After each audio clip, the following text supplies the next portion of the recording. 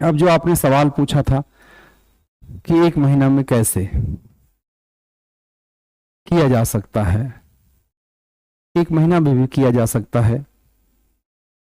चूंकि आप पढ़े हैं, पहली चीज तो ये दिमाग में अपने बैठा लीजिए, जैसे बजरंगबली को ताकत थी, पता नहीं था, उठा रहा है पूरा पहाड़, तो वैसे ही आप अपनी ताकत को पहचानिए।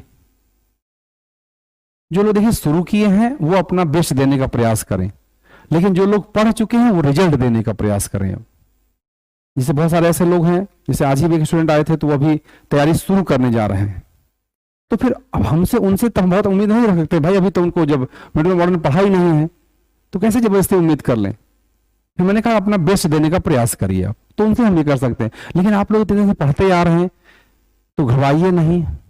अब यहां पर चिंता का नहीं, सोचने का समय है। चिंता करेंगे तो चिंता करते रह जाएंगे। सोचिए अब इस बात पे कैसे जो है अपने कोर्स को कंप्लीट किया जाए।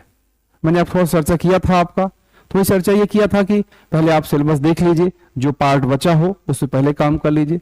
फिर दूसरा पॉइंट ये देख लीजिए कि किन किन बिंदुओं पर, किन चैप्टर पर या किस टॉपिक पर आपके हाथ थोड़ा तंग है, आपको डर लगने लगता है, आपका दिल धड़कने लगता है। अगर ऐसे बिंदु कुछ हैं तो उन बिंदुओं को क्या करेंगे, आप चिन्हित कर लीजिए और उसका शॉर्ट्स बनाइए खुद से। देखिए सिलेक्शन तो बिना मरे नहीं मिलेगा ना, कहते हैं भाई अपने मरे स्वर्ग मिलता है ना, तो वो तो करना पड़ेगा आपको। ये सोचिए कि हाँ करा देंगे कोचिंग वाले, तो नहीं है, फाइनली करना आपको है, ये सत्य है। देखिए हमसे जितना हो सकेगा उतना मैं करूंगा, कर रहा हूं। जैसे कल अभी एक फोन आया तो उन्होंने कहा सर, उस कोचिंग में फोन किया था तो उन्होंने कहा सर 100% आप हमारा एडमिशन ले लिया, सिलेक्शन करवा दूंगा। मैंने कहा तब तो फिर सोचिए मत, अगर इस तरह से कोई कह रहा है, मैंने कहा लिखवा लीजिए, नहीं होगा तो 5 लाख बोले देंगे। कोई नहीं लिख के देगा, 1 लाख नहीं देंगे, 5 लाख की बातें छोड़ दीजिए। तो देखिए ये तो एक बिजनेस चल रहा है, वो एक अलग मुद्दा है। तो हम लोग मेहनत कर रहे हैं, हम लोग जितने भी कोचिंग वाले हैं, हर कोई देखे आकर के अपना बेस्ट देने का प्रयास करता है। लेकिन फाइनली जो है, क्योंकि एग्जाम में बैठना आपको है, उस 2.5 घंटे प्रेशर को आपको झेलना है, ठीक है ना। तो इसलिए आपको ज्ञान से ज्यादा मेंटली प्रिपेयर होना होगा। नहीं तो फिर क्या होता है कि वो हड़बड़ी जो है वो नहीं, आपको दिखता ही नहीं है। तो कल जैसे उन्होंने हमसे फोन किया क्लास के बाद, जैसे ही फोन आया उन्होंने कहा भाई बात कर लीजिएगा। जैसे फोन आया तो बोले कि सर उन्होंने कहा कि आपकी प्रयागराज कोचिंग है। तो मैंने कहा कि भाई देखिए तब तो आप पूछिए, कुछ सोचिए मत, कुछ सोचिए मत जो है, और आप वहां एडमिशन ले लीजिए फिर। लेकिन ये कहीं कि वो लिख के दे दें कि 5 लाख दे देंगे, नहीं होगा तो कोई नहीं लिख के देगा ना, ये सभी कह रहे हैं 1,000 नहीं देगा। तो इसका मतलब सिंपल सा मतलब है कि सारी चाबी आपके हाथ में। हम सभी लोग जो भी कोचिंग वाले हैं, जो भी चीज है, हम लोग केवल सहायक हैं। चलिए यह समझिए, तो फाइनली जो है चाबी आपके हाथ में है। तो आपको ज्ञान के साथ कॉन्फिडेंट भी मेंटेन करना है, यह भी ध्यान रखना है। नॉलेज तो गेन करना ही करना है, इस बात के अपने लिए अपने अंदर इस विश्वास भी पैदा करना है कि मेरा सिलेक्शन होगा। और ये सोचिए कि सब कुछ हम लोग करा देंगे तो फिर आप गफलत में हैं। फिर एक चीज बिल्कुल साफ साफ समझ लीजिए, जहां पढ़ना हो आपकी इच्छा है, जहां आपको अच्छा लगे वहां पढ़िए, लेकिन हकीकत जो है उस बात को भी समझिए। यह 100% सत्य है कि अपने मरने पे ही स्वर्ग मिलता है ना।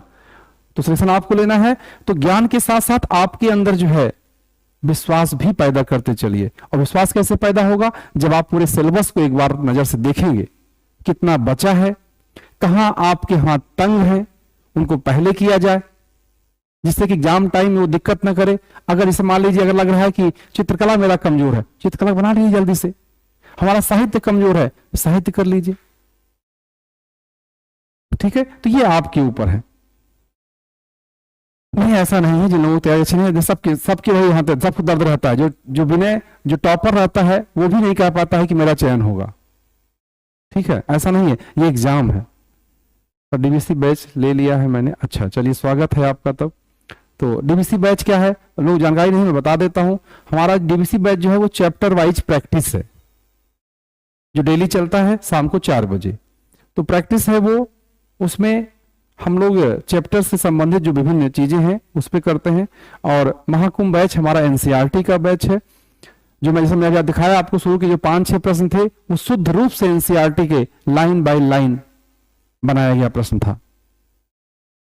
तो जो पार्ट जिनकी तैयारी अच्छी हो गई है, हम तो चाहेंगे कि एनसीईआरटी भी आप छोड़ के मत जाइए, या तो खुद से कर लीजिए, ठीक है। मैं ये नहीं कहूँ हमारा बैच ज्वाइन कर लीजिए, या तो आप के अंदर इतनी कला हो कि उसको अच्छे से पचा लीजिए, और या तो हमारे साथ जुड़िए, बाकी आपकी इच्छा जैसा भी होगा।